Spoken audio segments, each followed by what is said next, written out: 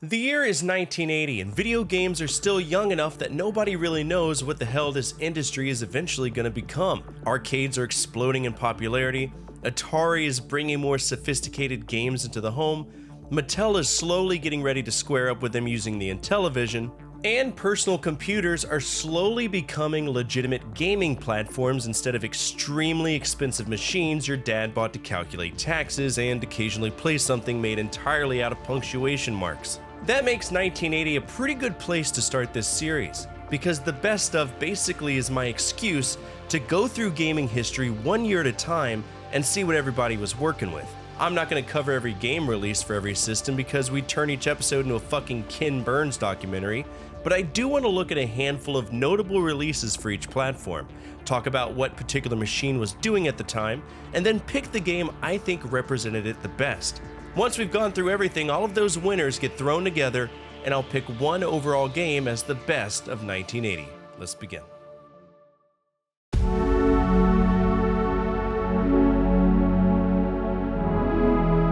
If you were going to an arcade in 1980, you had a ridiculous number of great games fighting for your quarters. Atari released Missile Command, which turned nuclear annihilation into one of the most stressful games ever created, while Battlezone put players behind the controls of a tank using a first-person vector display that must have looked like black magic to someone seeing it for the first time. Williams gave us Defender, Stern had Berserk, and suddenly arcade games weren't just becoming faster and prettier, they were developing their own identities. Then Namco released a yellow circle that ate dots and everybody lost their goddamn minds. Pac-Man looks almost comically simple next to some of the technology being shown off around it. You're trapped inside a maze eating pellets while 4 ghosts chase you around, and that's essentially the entire pitch. What makes it work is how much personality and strategy Namco managed to build into that simple premise. The ghosts don't merely bounce randomly around the maze hoping to bump into you. Each one behaves differently enough that once you understand it and start getting better, you start anticipating where they're going and learn how to manipulate them. The power pellets are what really complete the idea because they temporarily reverse the entire relationship. You've spent the last minute fleeing for your life, then suddenly the ghosts turn blue and Pac-Man decides he's had enough of their shit. That constant switch between being hunted and becoming the hunter creates a rhythm that still feels good today, especially when you start getting greedy and chase one ghost farther than you probably should. There were more technically impressive arcade games in 1980, and you could certainly make an argument for Defender or Missile Command, but I don't think anything released that year was as immediately playable, recognizable, or enduring as Pac-Man. At home, Atari was having one of the most important years of the 2600's life. Space Invaders finally gave people a reason to look at an arcade game and seriously consider buying the console version instead, while Activision entered the market with games like Dragster, Boxing, and Fishing Derby. That development alone was a huge deal because now Atari wasn't the only company making software for its own machine, whether Atari liked it or not. And there are several games that I could pick here, especially Space Invaders, but the one I keep coming back to is Adventure. Looking at Adventure now is hilarious because almost everything on screen requires a small act of imagination. Your character is a square, the sword looks like an arrow, and the dragons look like somebody tried drawing ducks from memory after being briefly told what a duck was. Somehow though, Warren Robinette took all of that and created one of the earliest games that actually feels like you're exploring a little world. You're trying to recover an enchanted chalice and bring it back to the Golden Castle, but getting there means learning where everything is, finding the right keys, navigating mazes, dealing with dragons, and trying not to get completely screwed over by the bat that flies around stealing and rearranging objects.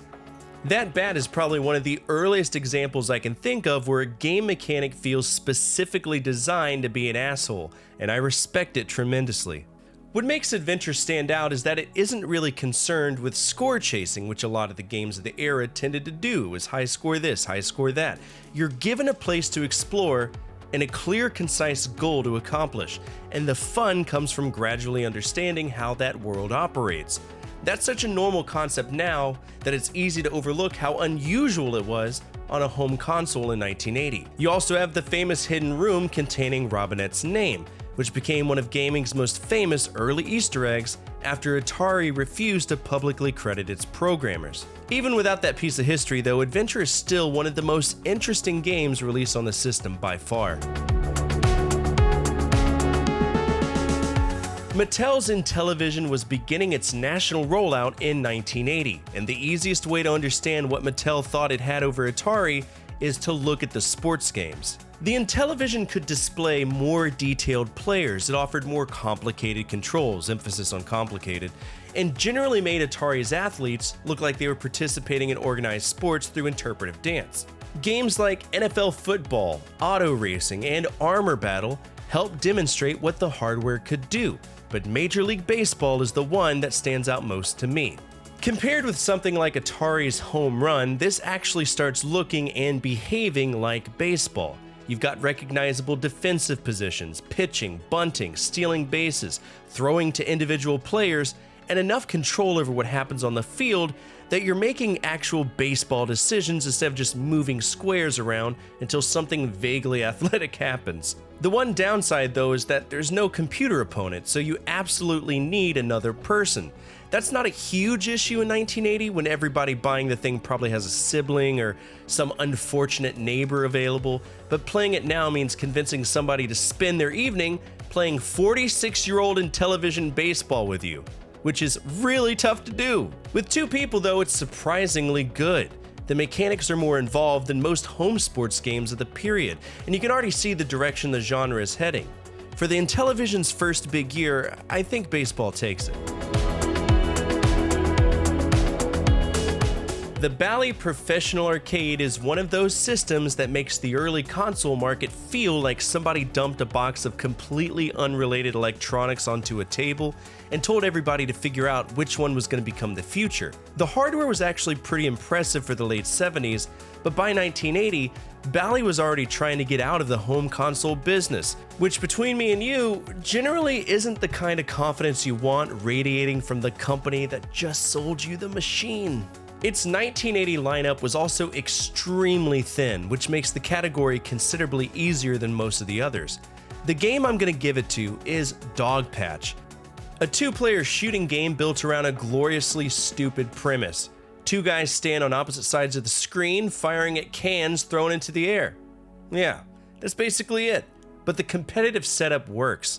You're trying to line up shots before the other player does, and once both people understand what they're doing, it turns into a fast little contest over who can hit the target first. It feels closer to an electronic carnival game than most of what we've covered so far, and honestly I could see that as part of the appeal. The Professional Arcade would get more interesting software later under the Astrocade name, but for 1980 the cupboard is it's pretty fucking bare. Dogpatch wins mostly because it gives me something to do besides stare into the cartridge slot and ask Bally if they're planning on releasing anything else.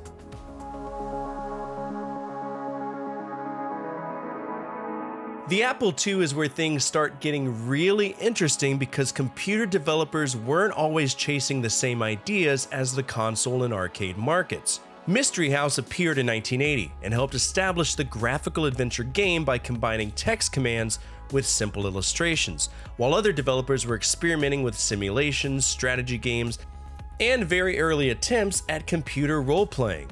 Richard Garriott's Akalabeth World of Doom is probably the most fascinating example of that experimentation, and it's my pick for the Apple II. Akalabeth is technically primitive as hell. The overworld looks like somebody spilled symbols across the screen, while the first-person dungeons use these simple wireframe graphics that make every hallway look like you're exploring the inside of a haunted geometry textbook. But once you get underneath that presentation though, there's a surprising amount happening. You create a character, manage food, buy equipment, explore a generated world, enter dungeons, fight monsters, and complete quests for Lord British. Garriott was already playing around with systems that would eventually become central to Ultima, and more broadly, computer RPGs in general. That doesn't mean Akalabeth has aged gracefully, because it absolutely hasn't. The game is rough, awkward, and occasionally feels like it would rather you stop playing and go balance your checkbook. What I enjoy about it is seeing these ideas before decades of RPG design standardized everything that we know. Nobody had a universally accepted blueprint yet, so people like Garriott were basically inventing parts of the language as they went.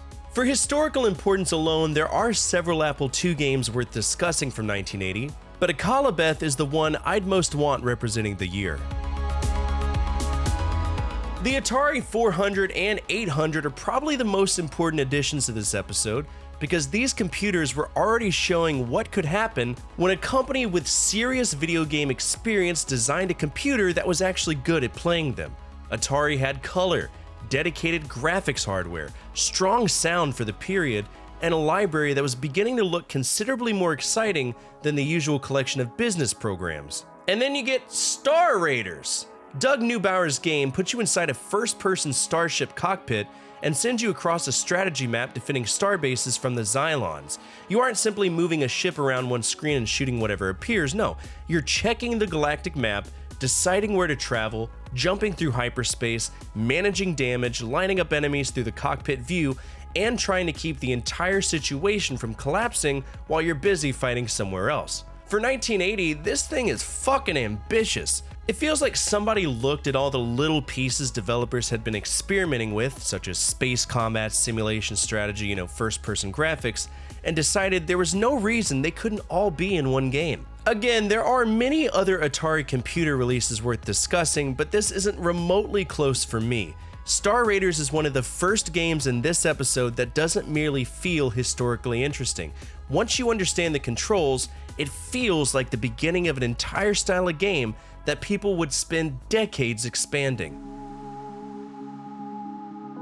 Well, the TRS-80 or Trash 80 library is where early computing gaming really feels like the Wild West. You've got arcade clones, text adventures, flight simulators, strategy games, programs that look like somebody made them at 3 in the morning and sold 20 copies through an advertisement in the back of a computer magazine. That's the quality we're talking about. But there were some interesting releases in 1980, including Microsoft's Olympic Decathlon and Bruce Artwick's early flight simulator work. But the game I think best represents what computers could offer that consoles couldn't is Galactic Empire. This is a strategy game through and through, about expanding across the galaxy, conquering planets, and gradually developing an empire. Visually, there's almost nothing going on compared with the arcade games we've already covered. If you put Pac-Man next to this, Pac-Man suddenly looks like somebody turned on ray tracing. What Galactic Empire has instead is scale. You're making decisions that matter several turns later, managing an expanding territory, and working towards a long-term objective rather than simply trying to survive another wave of enemies. That difference is important because we're starting to see computers develop their own kind of gaming experience. Arcades were fantastic at giving you that immediate action, that instant gratification, while machines like the TRS-80 could get away with asking you to sit down and think for a while. Galactic Empire isn't the prettiest game in 1980, but it's an early example of why computer gaming was going to become its own thing.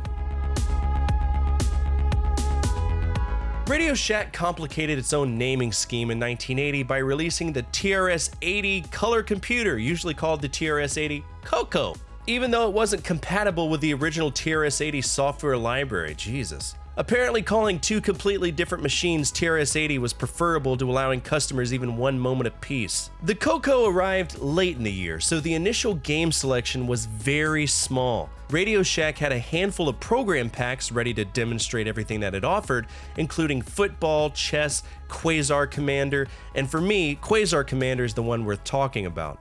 It's a first-person space shooter where you're looking out from your ship, lining enemies up with a central sight, firing your lasers, and trying not to collide with whatever comes flying towards you.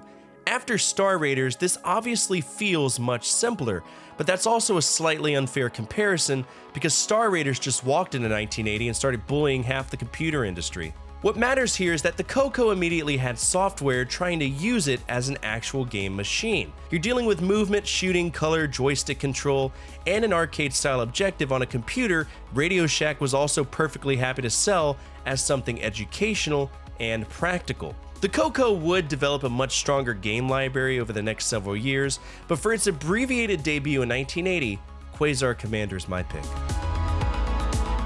Texas Instruments, what a company. They made calculators, but did you know they made a computer? It's called the TI-99-4, and it was on the market in 1980.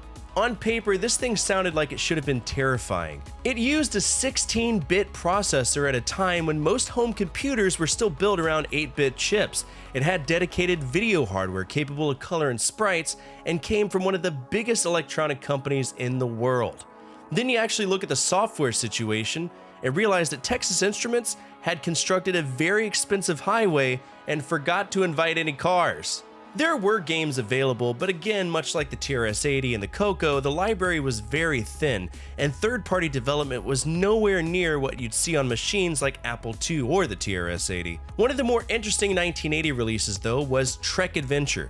It's a text adventure that strands you aboard a familiar starship whose engines are dead while its orbit steadily deteriorates. Your job is basically to figure out how to save the ship, escape it, or find some other solution before gravity handles the problem for you.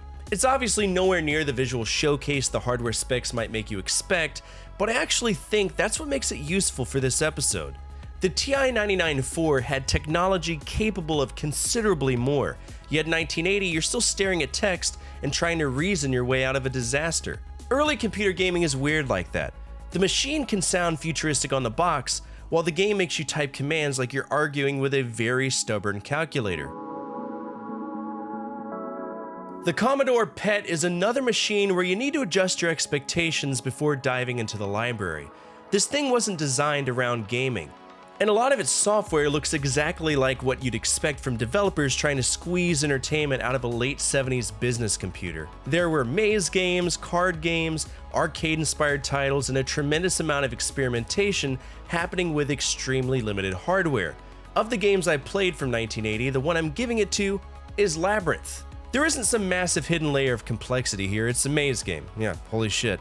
And most of the appeal comes from learning the layout and finding your way through it. What makes something like Labyrinth interesting to me isn't that I think it secretly belongs beside Pac-Man as one of the masterpieces of the year, it's seeing what constituted a perfectly reasonable computer game when the personal computer market was still this young. Think of these games as snapshots of developers learning how people might want to interact with a computer for fun. Sometimes that resulted in huge leaps forward, and sometimes somebody made a maze and called it a day. In this case, the maze works well enough for me. Magnavox's Odyssey 2 was hanging around in 1980 trying to carve out a place in a market increasingly dominated by Atari, and its library had a decent mixture of arcade-style games, sports, and variations on concepts that had already proven successful elsewhere. You had pachinko, pocket billiards, blockout/breakdown, and eventually the system's answer to the alien shooting craze, Alien Invaders Plus. And yes, let's clear the elephant in this room. The developers saw Space Invaders. I'm not going to sit here and pretend Magnavox independently dreamed up the concept of aliens moving around above a cannon while you shoot at them. What I do like is that they at least try to do something slightly different with it. The enemies are protected by moving barriers, your firing positions can be destroyed, and you're forced to retreat as the situation gets worse. There's also an enemy called the Merciless Monstroth, which sounds like a Mattel-rejected He-Man toy. It's simple, but the changing defensive situation gives you a little more to think about than you might expect, and I find it more interesting than most of our other Odyssey 2 releases from the same year. By 1980, the Fairchild Channel F was already showing its age. This was the first console built around interchangeable ROM cartridges. It started the second generation of gaming, which makes it historically important. But Atari had since come along and demonstrated how quickly hardware can move forward. The system had passed from Fairchild to Zircon by this point, and the 1980 lineup wasn't exactly intimidating. You had checkers, slot machines, pro football, and Galactic Space Wars, so unless I decide to get extremely passionate about digital slot machines, the winner isn't particularly difficult. Galactic Space Wars is at least trying something ambitious. The game presents space combat from something resembling a first-person cockpit view, and you're attempting to track and destroy enemy ships while managing your energy. It's obviously extremely crude now, but I appreciate the idea behind it. You're looking at hardware designed in the mid-70s attempting to create the illusion that you're piloting a spacecraft, and even if the result looks like Wing Commander running on a pregnancy test, there's a genuine attempt to create something more immersive than the basic screen designs that were common when the Channel F launched. It wasn't enough to save the system, and really I don't think there ever could have been something to save the system, but it makes Galactic Space Wars the easiest Channel F pick for me. 1980s, Nintendo entered the console market with something completely different. The Game & Watch wasn't a console in the traditional sense, because every unit has its own dedicated handheld game. But if we're looking at what people were actually playing that year, I don't think we can just pretend this whole branch of gaming doesn't exist. The first 5 Game & Watch titles all arrived in 1980. Ball, Flagman, Vermin, Fire, and Judge. They're extremely simple games built around fixed LCD images, but that's also what makes them interesting. Nintendo couldn't scroll a screen, move sprites wherever it wanted, or hide weaknesses behind graphical spectacle. Every game had to take a handful of predetermined positions and somehow turn them into something you wanted to play repeatedly. So naturally, my pick is Fire. People are jumping from a burning building and you control 2 rescuers moving a trampoline underneath them so they bounce across the screen and eventually reach an ambulance. Miss one and the poor guy hits the pavement, which is a surprisingly dark consequence for something that also functions as an alarm clock. What I like about it is the rhythm. Once several people are bouncing at different points in the pattern, you're constantly moving back and forth trying to keep the whole operation alive. It is primitive, but it already has that Nintendo talent for taking one mechanic, making it immediately understandable, and then squeezing playability out of it. That leaves us with Pac-Man, Adventure, Major League Baseball, Dogpatch, Akalabeth, Star Raiders, Galactic Empire, Quasar Commander, Trek Adventure, Labyrinth, Alien Invaders Plus, Galactic Space Wars, and Fire representing their respective platforms. Star Raiders is incredible for 1980. It combined first-person combat with navigation, damage management, hyperspace travel, and a strategic layer that makes the battles feel connected to something larger. If I were picking the game that most clearly points toward where gaming could eventually go, I could make a very strong argument for it. Adventure and Akalabeth deserve similar credit for pushing exploration and role-playing ideas forward, while Fire shows Nintendo already understanding how to build an entire game around one simple mechanic and make people want another attempt immediately. But if I'm picking the best actual game released in 1980, I still don't think I can put anything ahead of Pac-Man. The difference is that Pac-Man doesn't need me to grade it on a historical curve. I don't have to tell you that the graphics were impressive for the hardware. I don't have to explain why a particular mechanic was revolutionary, or ask you to forgive half the interface because nobody had standardized how any of this shit was supposed to work yet. You look at the maze, understand what Pac-Man needs to do, see 4 ghosts coming toward you, and within 10 seconds, you're playing the game. Then the design keeps revealing itself. The ghosts create predictable but dangerous pressure. The power pellets temporarily reverse the chase, the fruit gives you another reason to take risks, and the scoring system constantly encourages you to get greedier than your survival instincts should reasonably allow. 46 years later, the formula is still intact. Pac-Man needs a maze, some dots, 4 ghosts, and one person who's absolutely convinced they can squeeze through that opening before Blinky gets there. Usually they can't. And for 1980, that's good enough for me. What about you though? What are your favorite games from 1980? Feel free to let myself and the community know down in the comment section below. Speaking of our community, if you made it to the end of this episode, you're already home with us. We're a gathering of video game enthusiasts that love to remember when life was just a little bit easier to live, and if you align with that, feel free to subscribe. Finally, the single most important thing you can do for me is to hit that thumbs up button, as it directly impacts the visibility of the videos and the projects that I work on every single day. As always, from my family to your family, good energy, good vibes. Fortefyre out.